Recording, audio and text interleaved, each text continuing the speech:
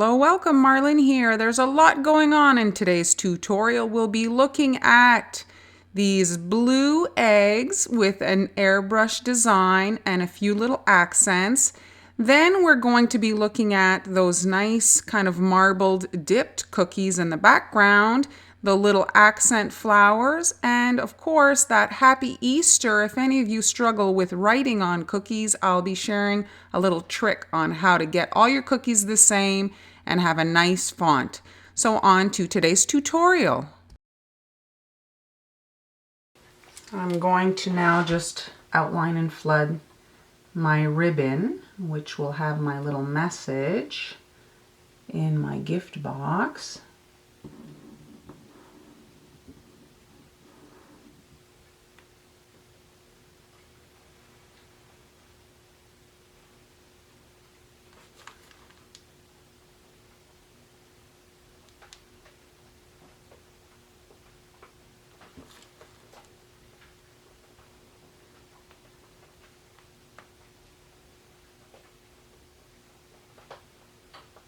I'm just going to take a moment to share with you how I make my little text stencils.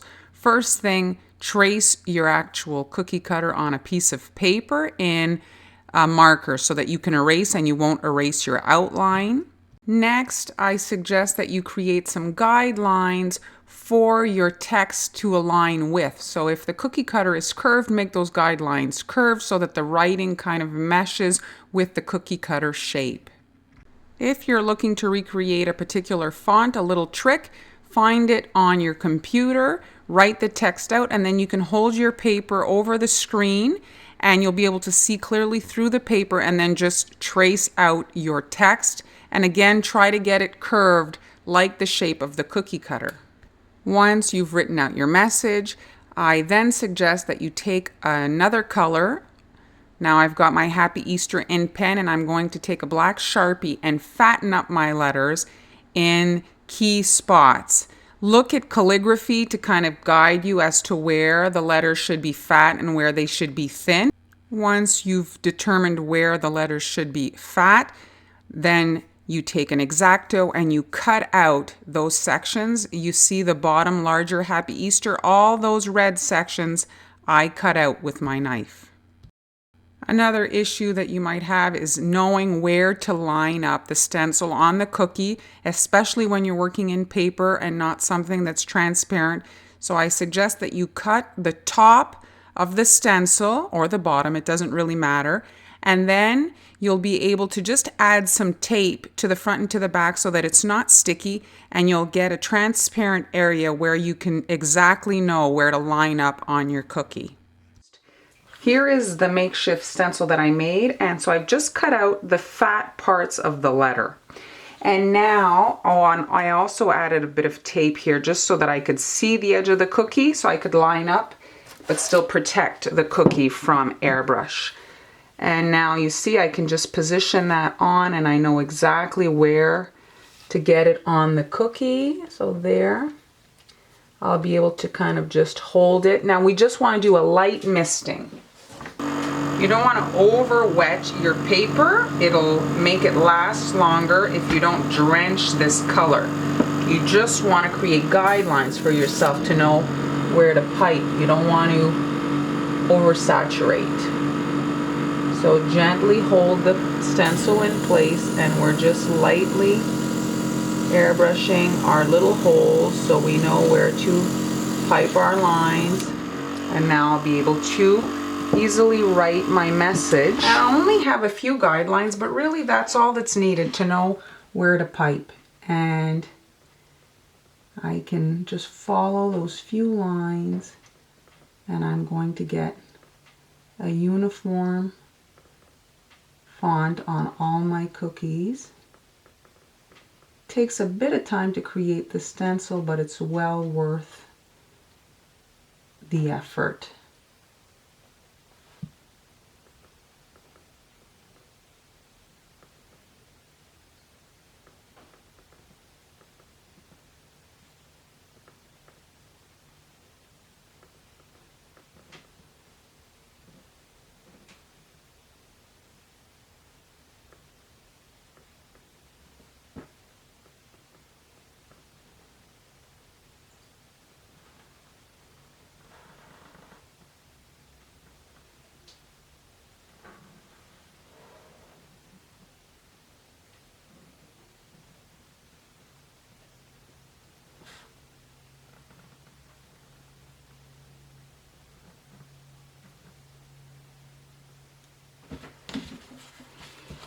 And that's it. We'll be ready to add that to our little cookie set.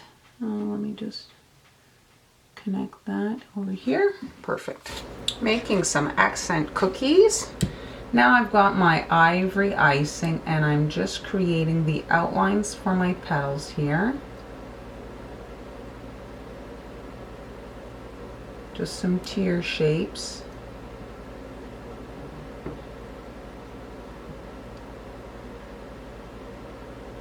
And now while this icing is wet, I'm taking a yellow M&M upside down to hide the M and adding, I should say, a little swirl on the center of the flower, just like that. And that's it. We're going to let that dry before adding the petals. The outlines don't have to dry a long time. It's just so that they don't kind of blend too much with the pink. And now you can just quickly come in and fill in each section, get it under that M&M so that it kind of hides the underside of it. Kind of pump it up. Now the M&M is on the big side. It's not ideal, but it's more about the treat aspect of it, to have a little candy. Now I'm just outlining and flooding this cookie, getting my base color on in some light teal here. My cookies have had time to dry. I'm going to be airbrushing now. And here I've taped 2 stencils together. I want to get half polka dot and half chevrons. I'm just going to lay that on the cookie like that.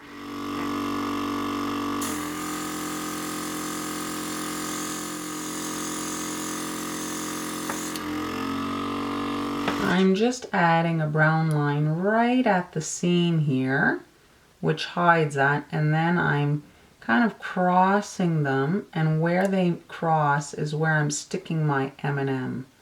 A little dollop there, and the M down, and there's going to be our little flower. White icing, and now I'm able to create like that little rose with the candy. Cookie's about done. Coming along nicely. I've got a leaf tip in here, and it's a number 67 by Ateco, and I'm just tucking my tip underneath the M&M there and just squeezing, letting it build the leaf, and then pulling. And then on the other side, we want it to kind of rest on the cookie. It'll give it a bit of sturdiness. It won't break off as easily. If it's in the air, it'll sometimes like chip off. And here they are all together. If you don't have an airbrush, you could certainly do this design with a canned mist. And as you can see them here all together, isn't it a pretty set? Imagine these in a nice gift box. And now moving right along to the dipped cookies. This was my first time using this technique. I'll share my little experience with you. Here are the 3 colors I'm using. My icing is much runnier than I normally use. And now I'm just kind of bunching the 3 of them together and popping them in a much larger piping bag, and just adjust them so that they're all kind of at the same level in the bag. We want them all to come down at the same time. So I've got all 3 of them here in the bag, as you can see, and I'm going to snip off right here so that all the icing comes out. And you have plenty of room at the top here to tie a knot to keep everything nice and snug. There. So I'll be able to cut this. Here I have a small plate. I have my 3 colors in this piping bag, all of them together, and now I'm just going to snip off the end. I want all the colors to come out at the same time. Here, I'm going to cut a bigger hole in the white one. I want more white to come out. There. Okay, this is a bit of a messy process, as you can see. I tried some different ways, but anyway, this is what I found works best. I'm not going to go into. So I'm just drizzling the whole surface of my plate here And then just move that onto a paper towel, and you can just leave that right like that. And now we're just putting the cookie in the icing like so, and then lift up one side, and then you have your icing. Now you can take a needle and just remove the excess on the side there. And then we're going to shake it. And you, because the icing is so runny, you might want to just pop a few little air holes if you have any, and just watch the edge for the dripping. But there is the Easter egg. Now I can see it, like you see it still coming down. So you might want to just like prop up the cookie on a toothpick or on, just so that it's angled till it dries and sets the top layer. Take two, I'm just going to add a little bit more color since my pink and orange are no longer at the top. And again, I'm just popping in the cookie here, giving it a gentle push into the surface of the icing, lifting up one side, and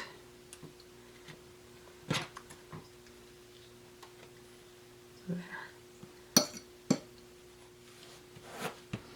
I'm not gonna lie, this is a messy process, but it's kind of different, so worth a try if you want something different.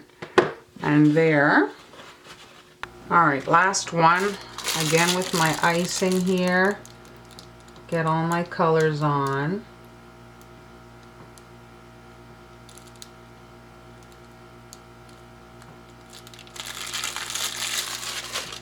And if you want, you can just kind of level it out and then dunk the cookie.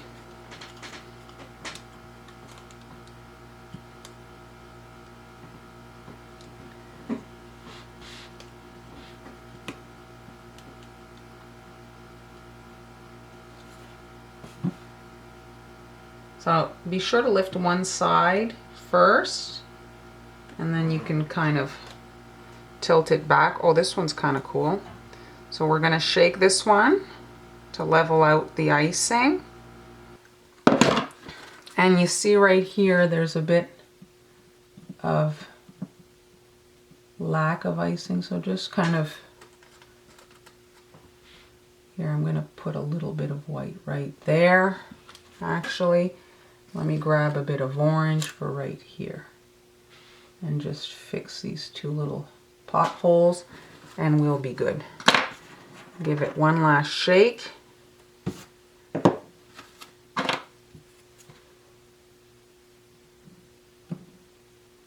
There.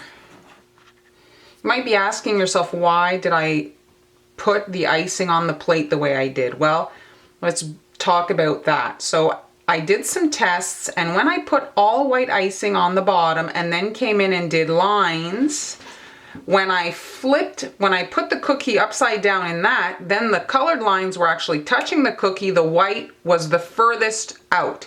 And so when I flipped the cookie back over, I was left with not enough color. It was primarily white. So then I tried putting the color on the plate and then adding the white, and again, it just didn't look right. This was the way where I got kind of an even mixture of colors by combining it the way that I showed you on the plate. So that's why I did do other tests. Now it's kind of slipping off, so I'm just going to do another little pass with my finger.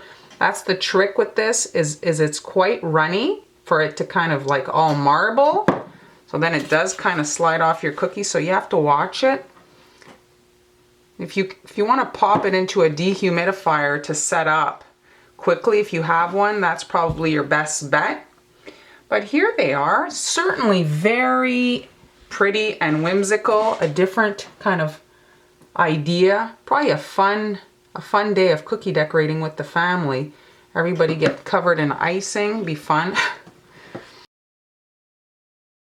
Here are the two egg designs side by side, very different, both pretty and both pretty easy. I wish I'd done some teal in that marbling just to tie the two together, but I hope you enjoyed today's tutorial. We addressed a lot of stuff. I hope I've inspired you to try some different things. Thanks so much for watching. Be sure to subscribe so you don't miss any future uploads, and I'll see you next time.